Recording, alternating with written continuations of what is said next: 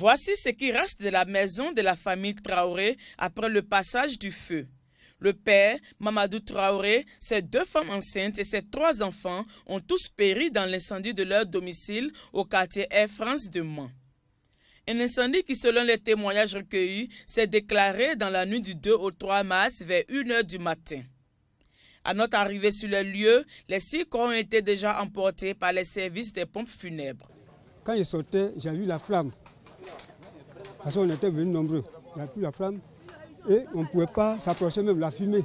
On ne pouvait pas s'approcher. Et la flamme était forte. Bon, on s'est arrêté, on a vu que les gens étaient dedans, mais ils ne pouvaient pas sortir. Il y en a des gens qui ont puisé de l'eau pour verser, mais on ne pouvait pas rentrer pour prendre les gens qui sont dedans. Peut-être que les femmes qui ont préparé n'ont pas éteint leur feu de cuisine. Et comme Michel a garé aussi sa moto ici, certainement que le feu a marché un peu jusqu'à aller rentrer où fit l'essence de moto. Aussitôt alertées, les autorités administratives et municipales se sont rendues sur place pour faire le constat et apporter leur soutien. Les causes exactes ne sont pas encore tout à fait élucidées. Mais ce qu'il faut comprendre, c'est qu'il y a eu beaucoup de dégâts. Des pertes en vie humaine, il y a 6 personnes qui sont restées sur le champ. Nous sommes partis donc rassurer la famille, dire à la famille que nous sommes donc ensemble. En attendant donc de déterminer les causes exactes de ce drame, tristesse, désolation se lisent sur les visages dans ce paisible quartier de la ville de Mans. Première réforme de l'armée et de la gendarmerie nationale, les députés membres de la commission défense et sécurité de l'Assemblée nationale disent oui. C'est en réponse au ministre auprès du président de la République chargé de la Défense. Paul Kofi explique que de nouveaux services interarmés, unités et structures de commandement ont été créés et de nouvelles missions confiées aux forces armées. Ce qui commande de faire évoluer la loi de 1961 portant organisation de la défense et des forces armées de Côte d'Ivoire pour l'adapter aux exigences nouvelles et aux évolutions futures. En 51 articles donc, le nouveau texte détermine entre autres la composition et les missions générales des forces armées, idem pour leurs responsabilités à l'échelon national et territorial, les missions communes et spécifiques de chacune de ces forces. Des dispositions pour davantage assainir l'armée et renforcer l'appareil militaire ivoirien. La Côte d'Ivoire a connu un certain nombre de crises qui ont mis en mal l'outil de défense. Il est important aujourd'hui que nous mettions une organisation de la défense qui empêche donc l'aliénation des militaires aux politiques pour que les militaires aient donc une carrière indépendante et qu'ils puissent évoluer tranquillement et qu'ils ne soient pas manipulés. Le projet de loi portant organisation de la défense et des forces armées s'inscrit dans la dynamique de la réforme du secteur de la sécurité. Les débats en prélude à son adoption en commission auront duré 6 heures d'horloge, le temps pour les députés de s'informer sur des questions de défense, notamment les phénomènes de microbes et d'enlèvement d'enfants.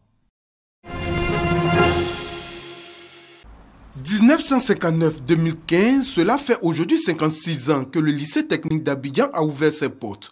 56 ans d'expérience qui ont contribué fortement à la formation des élites qui sont aujourd'hui au service du développement de la Côte d'Ivoire. Et pour la célébration de ce cinquantenaire qui se fête 6 ans après, à cause de la crise qu'a connue le pays, tous ont tenu à être présents, anciens élèves, anciens formateurs et anciens dirigeants de l'école. L'occasion était donc propice pour rendre hommage à certains anciens, notamment au premier proviseur du lycée, également premier proviseur africain et aussi le tout premier ministre ivoirien de l'enseignement technique, Ange-François Barry Battesti. C'est vraiment formidable, ce foisonnement des élites du pays. Le lycée technique d'Abidjan a bien rempli sa mission. Il donne l'exemple aux générations du futur. La ministre de l'Éducation nationale et de l'enseignement technique s'est également félicitée du travail des anciens qui ont contribué à positionner cette école comme une école d'excellence. Kandia Kamara a donc invité élèves et dirigeants actuels du lycée à continuer l'œuvre de leurs dévanciers. J'accorde justement du prix à l'enseignement technique parce qu'il nous offre un levier irremplaçable pour relever le défi de l'employabilité. Il suffit de voir vos élus dévanciers pour comprendre que le travail est un chemin d'or. Étaient également présents à cette cérémonie, entre autres, les anciens ministres de l'Éducation nationale Paul Akoto Yao et Lambert Amontano, parrain de la cérémonie, le ministre de la Culture et de la Francophonie Maurice Kwaku Bandama et José Dominique Loko, fondateur du groupe Loko. Les festivités du cinquantenaire du lycée technique d'Abidjan s'achèvent ce samedi 28 février. Les notions d'hygiène et d'accueil sont importantes dans les domaines de la restauration et de l'hôtellerie. Cependant, ces notions ne sont pas respectées dans certains lieux et cette situation fait baisser les chiffres d'affaires. À Boaké, les choses sont plus que déplorables avec la crise vécue. Pour la relance de leurs activités, 25 responsables de restaurants et de maquis ont été formés sur les différentes techniques d'accueil, de vente et d'hygiène.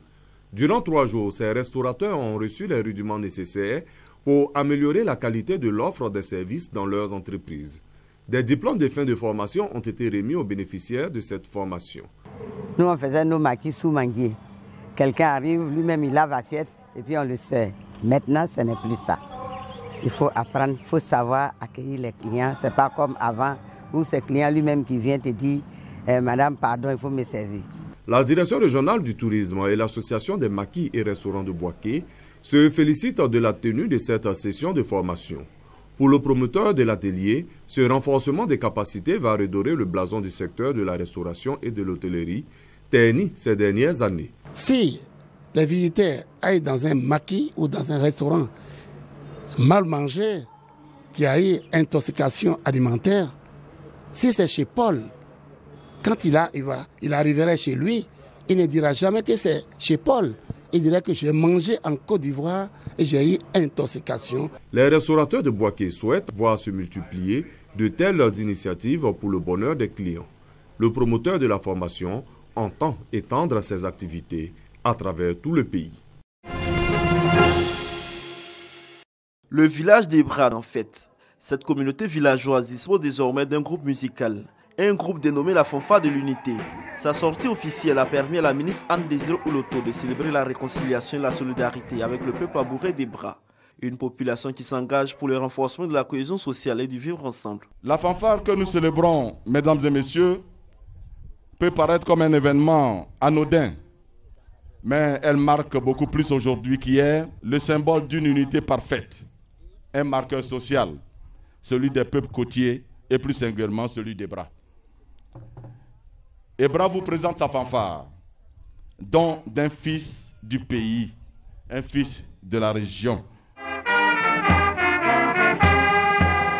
Saisissant cette occasion, la ministre Anne-Désiré Oloto a invité le peuple Assoun d'Ebra à être des bâtisseurs de la paix pour le développement de la Côte d'Ivoire. L'acte que vous posez aujourd'hui à la face de la nation est un acte majeur. À la nation, vous dites que Ebra est désormais symbole d'unité, de fraternité et de paix. Je voudrais donc vous engager à être des bâtisseurs de paix, des artisans de paix, des apôtres de la paix à Ebra, mais partout en Côte d'Ivoire. Distribution des kits, bénédictions, prières et échange de fanions meublent cette cérémonie, riche en couleurs et en sons.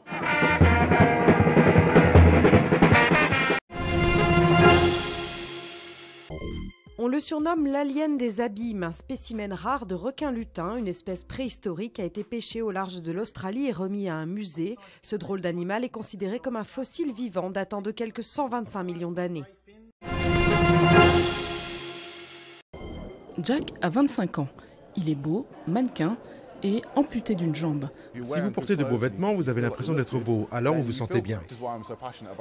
C'est pour cela que ça me passionne d'essayer de susciter l'intérêt des personnes handicapées, pour qu'elles s'impliquent dans la mode, parce que ça les aidera mentalement aussi, vous savez. Dans un monde de la mode qui ne jure que par les corps dits parfaits, sa présence et celle d'autres modèles handicapés détonnent à la Fashion Week milanaise. Les maisons importantes devraient commencer à penser de manière alternative, à contribuer au maximum.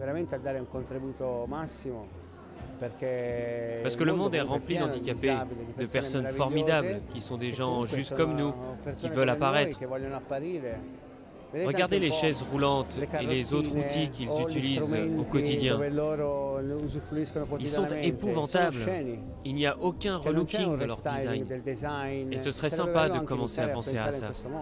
C'est Antonio Urzi, le styliste historique d'Armani, qui a eu l'idée de cette collection haute couture, pas comme les autres. L'occasion d'un bon buzz, mais pas seulement. Des milliardaires de plus en plus riches et de plus en plus nombreux. Le dernier classement du magazine Forbes décompte 1826 milliardaires qui cumulent 7050 milliards de dollars contre 6400 milliards en 2014. La tête de liste reste l'américain Bill Gates, mais le classement voit aussi de petits nouveaux comme le fondateur de Facebook, Mark Zuckerberg, en 20e place, ou encore le PDG de Snapchat, Evan Spiegel, 24 ans seulement. Petite cérémonie privée au district d'Abidjan entre les membres de la Fédération ivoirienne de football et le gouverneur Begré Mombé. C'est avec joie que le premier magistrat du district autonome d'Abidjan a accueilli le trophée de la Coupe d'Afrique des Nations. Je félicite la Fédération ivoirienne de football. Bien entendu, mes regards se tournent vers les joueurs et l'entraîneur qui nous ont démontré que la solidarité, la patience et la pugnacité sont des vertus qui peuvent conduire loin en matière de sport. Cela me rappelle les lauriers glanés par les basketteurs il y a quelques temps, les taekwondoïnes il y a quelques semaines et tous les grands lauriers que les Ivoiriens nous ont apportés et qui vont nous apporter davantage dans les 2 ou 3 ans à venir. Dans la salle Félix Houphouët-Boigny, les chefs de terre, les chefs religieux, les préfets de région et quelques invités au nombre desquels le directeur général de la RTI, Amadou Bakayoko, attendait Dame Coupe. À partir du 16 mars prochain, la Coupe fera le tour de la Côte d'Ivoire avec la Fédération ivoirienne de football comme organisatrice et le ministère de l'Intérieur comme superviseur. Il fallait aussi, avant d'aller sur le terrain, après avoir dit bonjour au Premier ministre, avoir obtenu son accord et ses bénédictions quand on vienne dans la maison du peuple du district avant d'aller vers le pays profond ou recevoir le préfet qui se met dans une maison aussi qui est la leur, qui répondent directement du ministère de l'Intérieur avec le gouverneur du district, avec le président des conseils régionaux.